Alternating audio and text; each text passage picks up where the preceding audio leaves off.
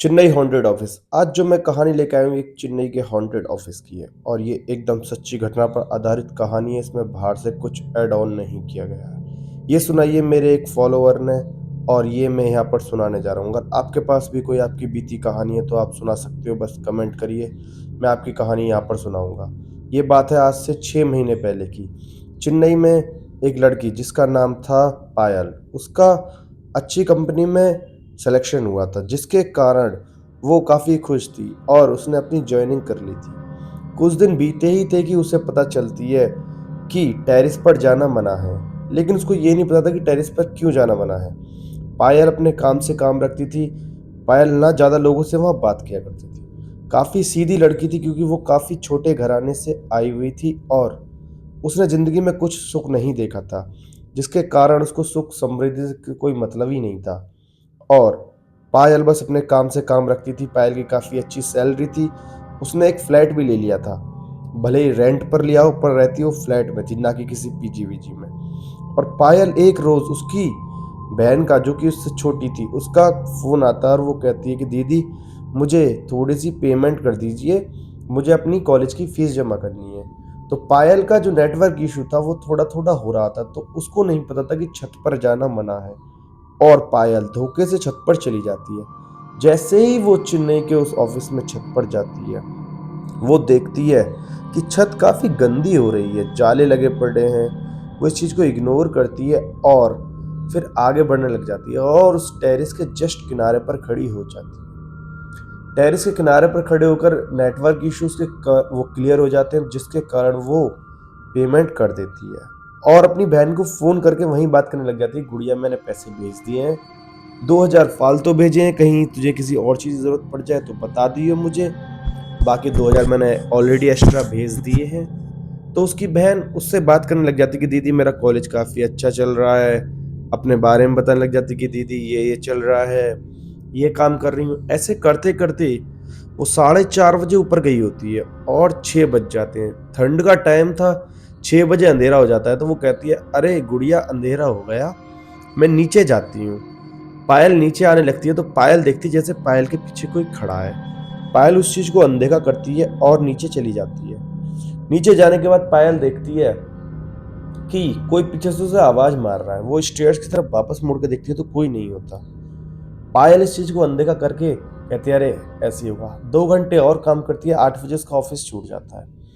8 बजे उसका ऑफिस छूटता है और वो निकल जाती है अपने फ्लैट के लिए। उसका फ्लैट वहाँ से सिर्फ 10 मिनट की दूरी पर होता है, जिसके कारण वो टाइम से ही निकलती है और टाइम से ही अपने फ्लैट पर पहुंच जाती है। वो रात को सो जाती है, सुबह उठती है तो वो ऑफिस आ रही होती है।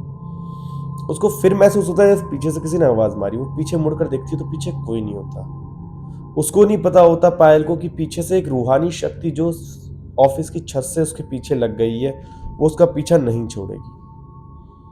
पायल इस चीज को अनदेखा करना चाहती है और अनदेखा करते करते अपने ऑफिस में आ जाती है और काम करने लग जाती है। तो उसकी जो कलीग थी, जो उसके बराबर में डेस्क पर बैठती थी, वो उससे कहती है कि पायल कल कहाँ चली गई थी, तुम 2 घंटे गायब रही थी, 4 बजे से 6 बजे तक। वो कहते हैं अरे 4 बजे नहीं, मैं 4:30 बजे करीब गई थी, यहाँ नेटवर्क नहीं आ रहे थे तो मैं पेमेंट करने के लिए छत पर चली गई थी।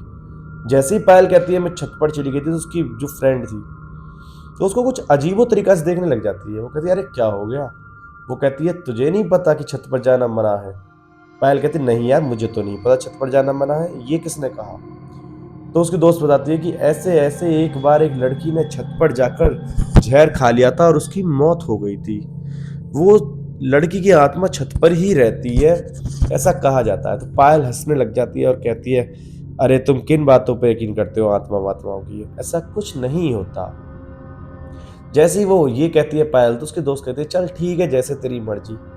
फिर पायल अपना काम करने लग जाती है। तो पायल देखती है कि एक रूहानी शक्ति उसके ख्यालों में आ रही होती है कि छत पर कोई घूम रहा है। वो कहती है अरे यार मुझे ऐसे लगता है छत पर कोई घूम रहा है। वो कहती है तुझे ज़्यादा पता है, छत पर कोई नहीं रहता, ऊपर का जाना ही मना है। तू तो गलती से पहुंच गई थी, अब जाइए मत, वरना जो गेट कीपर है तुझे काफ़ी सुनाएगा और मैनेजर भी काफ़ी सुनाएगा।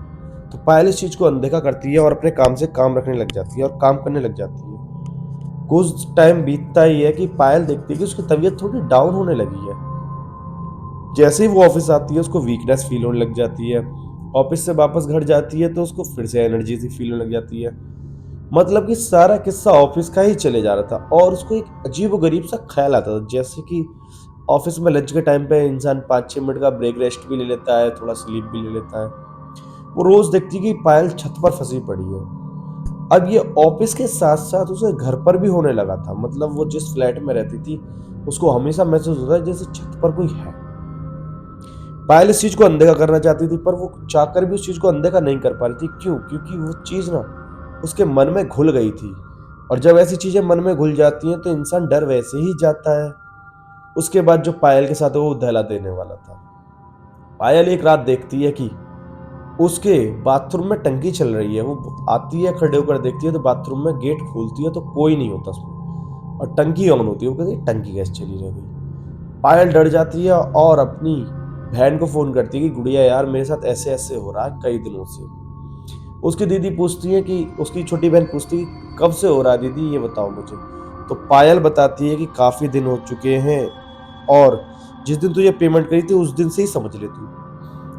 तो उसकी छोटी बहन कहती है, दीदी बताओ उस दिन ऐसा क्या हुआ था आपके साथ? वो सब कुछ बताती है डिटेल में कि मैं गलती से छत पर चली गई थी, छत पर जाना मना है और तब से ही ये सब कुछ मेरे साथ हो रहा है। फिर मेरी कलीग ने ही मुझे बताया कि छत पर जो टेरेस पर जाना इसलिए मना है क्योंकि एक लड़की ने वहाँ ज़हर खा के आत्महत्या कर ली थी।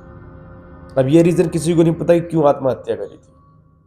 फिर जो उसके साथ होता है, तो पायल की बहन कहती है, दीदी ऐसा करो, आप हनुमान जी के मंदिर चली जाओ 1-2 बार, आप ठीक हो जाओगी।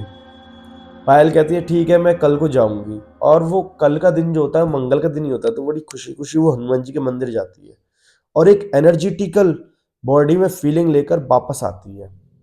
जब वो वापस आती है, तो वो सीधा ऑफ़िस चली जाती है। उसकी दोस्त कहती है, "अरे! आज तो बड़ी तू खुश-खुश सी लग रही है।"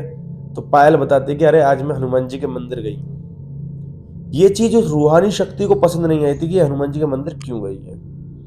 इसके कारण उस रूहानी शक्ति ने पायल के साथ जो करा वो दहला देने वाला था। पायल अपने घर आती है वापस, तो पायल देखती है कि पायल की बाजू पर बहुत अजीब से हाथों के छपे के निशान हैं। पायल कहती है, ये निशान कैसे हैं यार? उसकी बहन को फिर फ़ोन करती है कि गुड़िया, मेरे साथ ऐसे-ऐसे हो रहा है, मेरे हाथ पे बहुत गंदे से निशान बन गए हैं। पायल की बहन उससे फ़ोटो मँगाती है और वो फ़ोटोज़ भेजती है, तो पायल की बहन देखती है कि दीदी, ये तो किसी ने ऐसे लग रहा है आपको दबाया है। वो कहती है, यार पता नहीं। फिर उसके बाद जो होता है, वो कहती है, दीदी तुम कल को मंदिर जाओ और पंडित जी से बताना ये सारी बातें। पायल अगली सुबह नहा धोकर मंदिर जाती है और पंडित जी को सारी बातें डिटेल में बताती है। और हनुमान जी की दर्शन ऐसे होते हैं कि वो उसको इंगूर देते हैं, मतलब कि लाल जो वो रहता है तिलक लगाने का, कि इसको रोज अपने माथे पर लगाओ 11 दिन तक, फिर देखो तुम्हारे ऊपर कोई रूहानी शक्ति असर नहीं कर पाएगी। और पायल 11 दिन तक ऐसा करती है। उसके बाद वो महसूस करती है कि जो उसको अजीब व गरीब सपने आ रहे थे, जैसे टेरेस पर कोई घूम रहा है, अराव-बरावर में कोई घूम रहा है, ऐसा कुछ नहीं हो रहा है और पायल ठीक हो जाती है। उसके 10 दिन बाद ही पायल का ट्रांसफ़र हो जाता है दूसरी जगह और पायल वहाँ चली जाती है और चेन्नई के ऑफ़िस से दूसरे ऑफ़िस में चली जाती है। पायल बताती है कि वो ऑफ़िस रियल में भूतिया था और लोग आज भी उसमें काम करते हैं, बस टेरेस पर नहीं जाते। मैं ऑफ़िस का नाम लूँगा नहीं क्योंकि पायल ने बताने के लिए मना करा है।